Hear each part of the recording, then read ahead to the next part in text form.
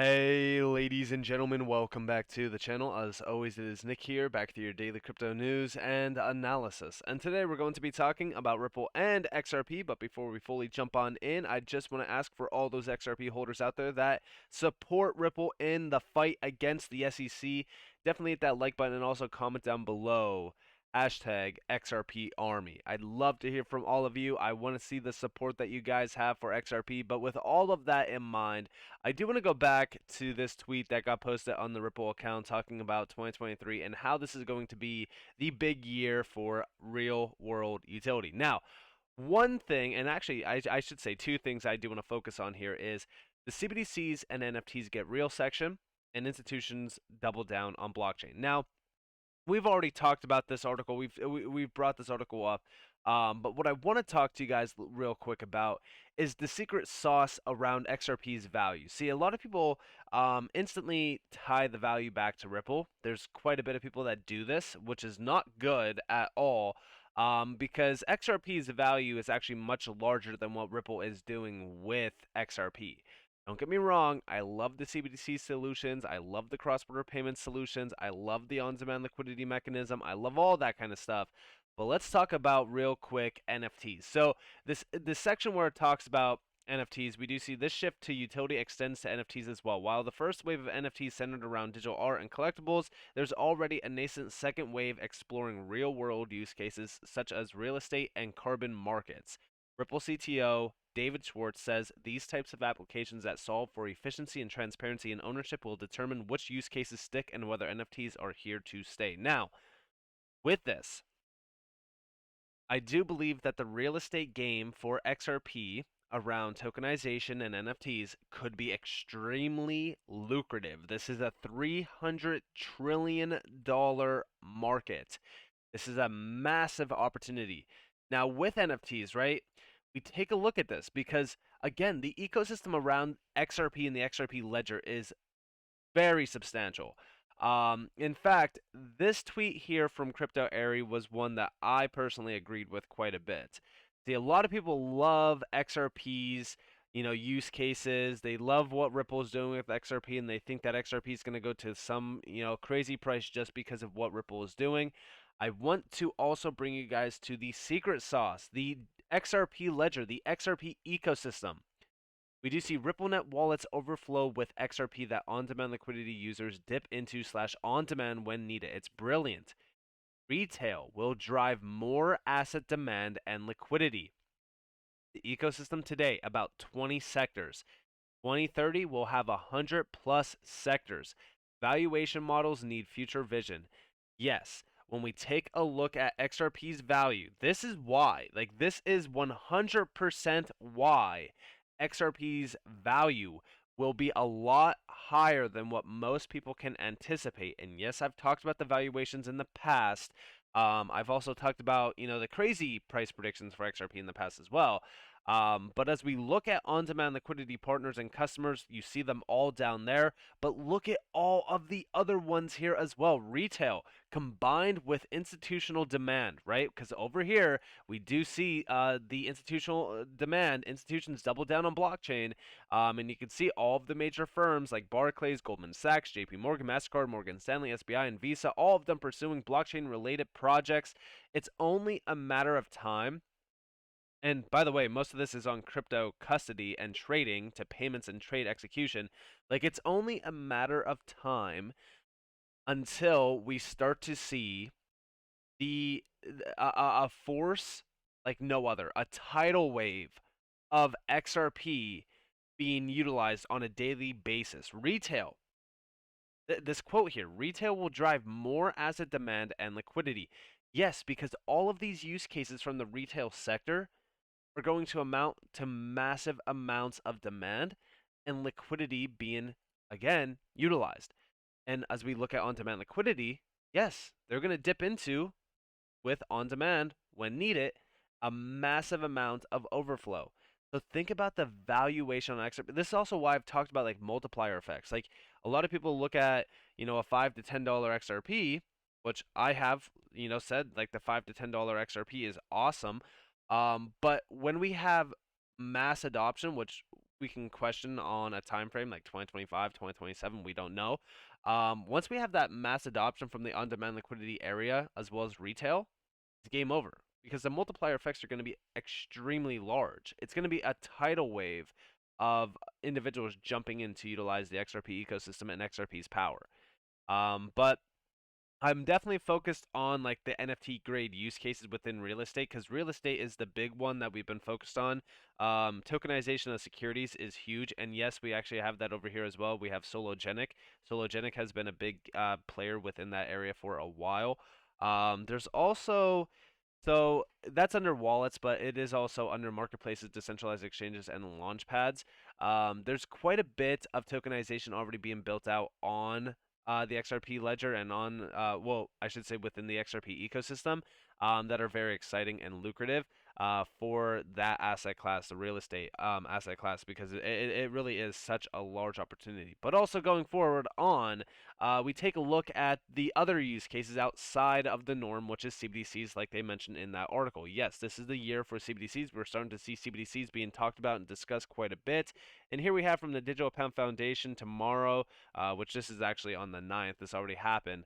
But the Digital Pound Foundation's policy lead was joining experts from Ripple, MasterCard, Barclays, and Checkout to discuss the future potential of digital currencies. Remember, back in this article, we did see MasterCard and also Barclays being mentioned within the firms that are pursuing blockchain related projects like crypto custody, trading payments, and trade execution. And it's only a matter of time before we see that mass adoption from them, but also we did see from crypto area yet again Ripple powering the next evolution of central bank digital currencies.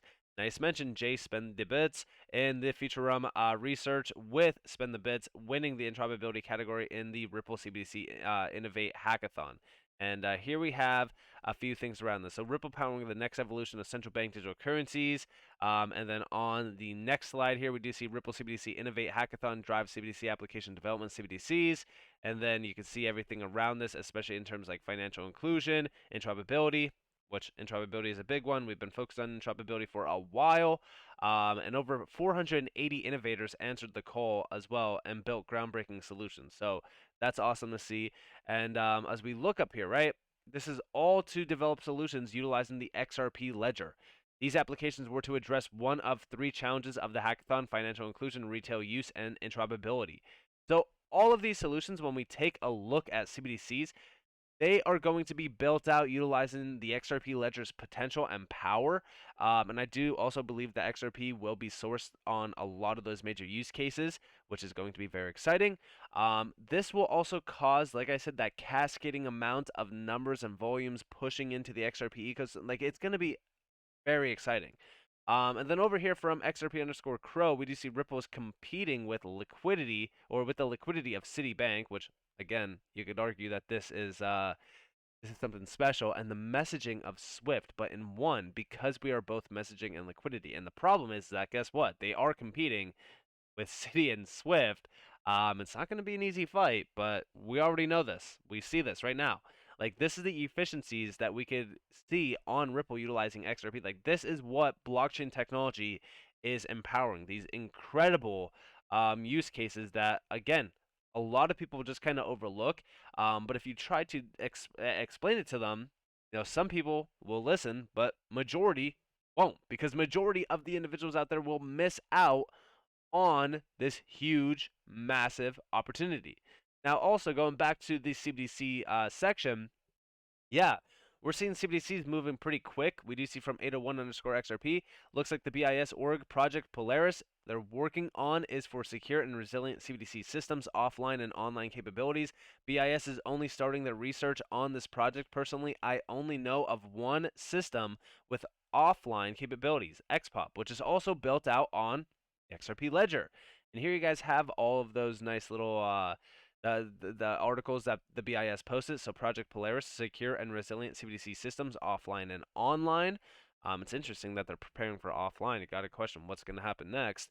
But here you guys have it. They do talk about the overall system. They talk about how trust is the paramount for CBDC systems. As with all digital payment systems, the ability to pay must work for everybody and whenever society needs it. Resilient and security, offline or offline, are the keys to achieving trust, providing the future monetary system with a solid foundation. They do quite a bit go into description on things happening around the infrastructure for this. A key focus of the project is on the provision of offline payments functionality for CBDC, which could address requirements for resilience, crisis robustness, financial inclusion, cash resemblance, accessibility, and other desiderata.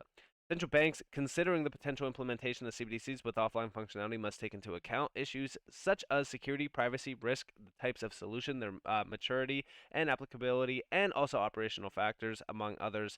And then, of course, they go in depth on the offline capabilities. And they do go in depth on how this is going to essentially be this new secure and resilient system.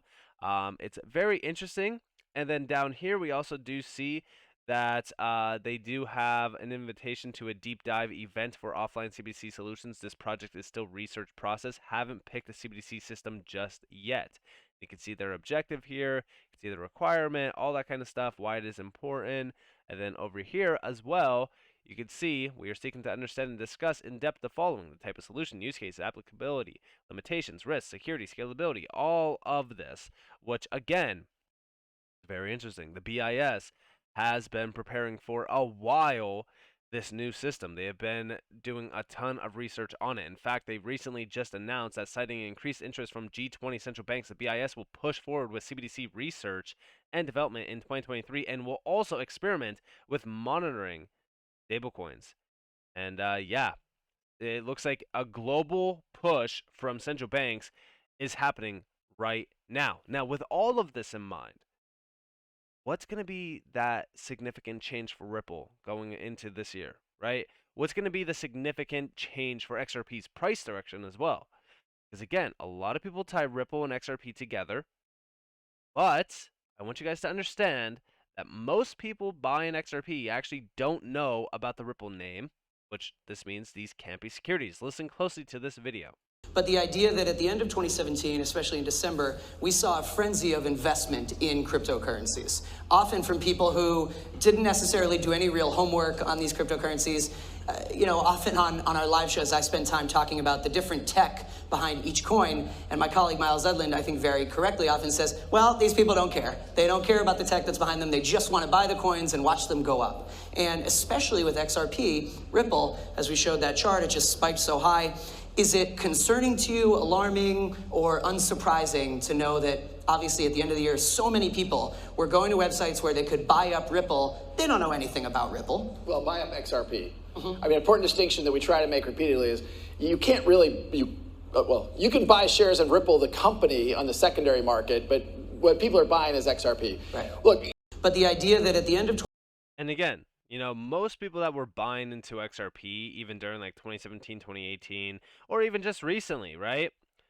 Most of them were just FOMOing into anything that was kind of pushing up in price, or they maybe heard about it on YouTube, but most people within this market realize that XRP is not Ripple, Ripple is not XRP. And if you don't distinguish against that, and if you don't understand the difference between that, then you need to do a lot more research, because again, there's a very different narrative to play into. Like, that's why I say, like, what Ripple's doing is great for XRP, don't get me wrong, but the entire XRP ecosystem, like, this is the secret sauce to the entire XRP valuation model on how high XRP could actually go, because retail and institutional grade adoption and interest will actually push the price significantly higher when combined, because that is a tidal wave of not only volume but value being pushed into XRP and the XRP ecosystem.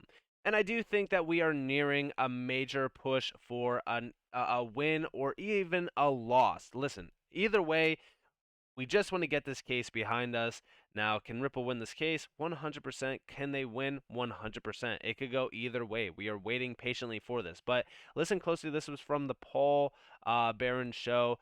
This is with Johnny Deaton. Now, I only want to play like the first minute of this, because I only want to talk to you guys a little bit about what I believe is going to happen going forward this year.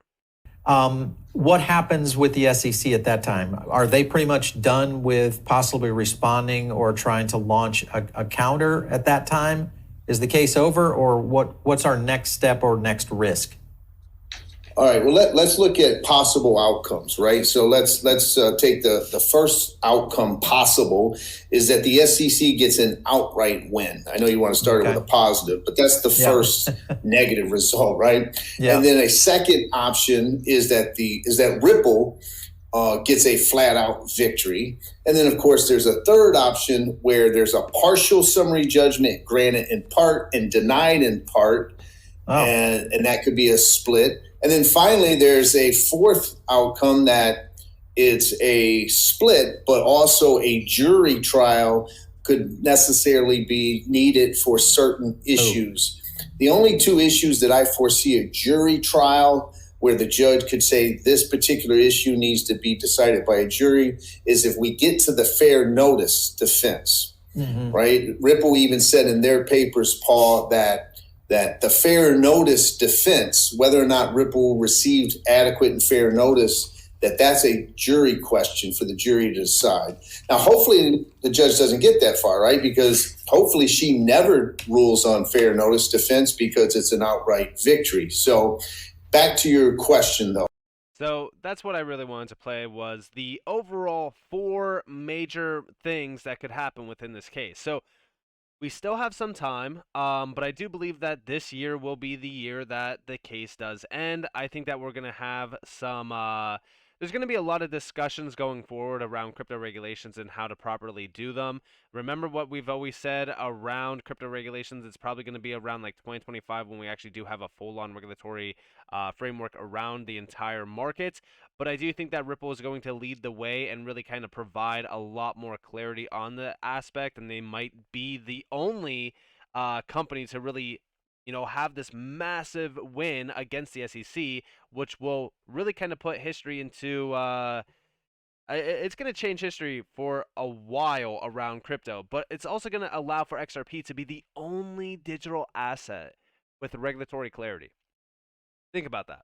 XRP itself, as a digital asset, is going to be the only asset in the space to have full-on regulatory clarity, 100%. And when that happens, everything around this XRP ecosystem, everything around institutional grade adoption, everything around all of that changes forever. So with that being said, I hope that you guys enjoyed this video, because definitely leave a like, subscribe to notifications on because of more free content. You guys are more than welcome to follow me on Twitter and join the free Discord down in the description below. As always, hope that you all have a beautiful day or a beautiful night wherever you guys are on this beautiful world. This has been Nick. Peace out, guys.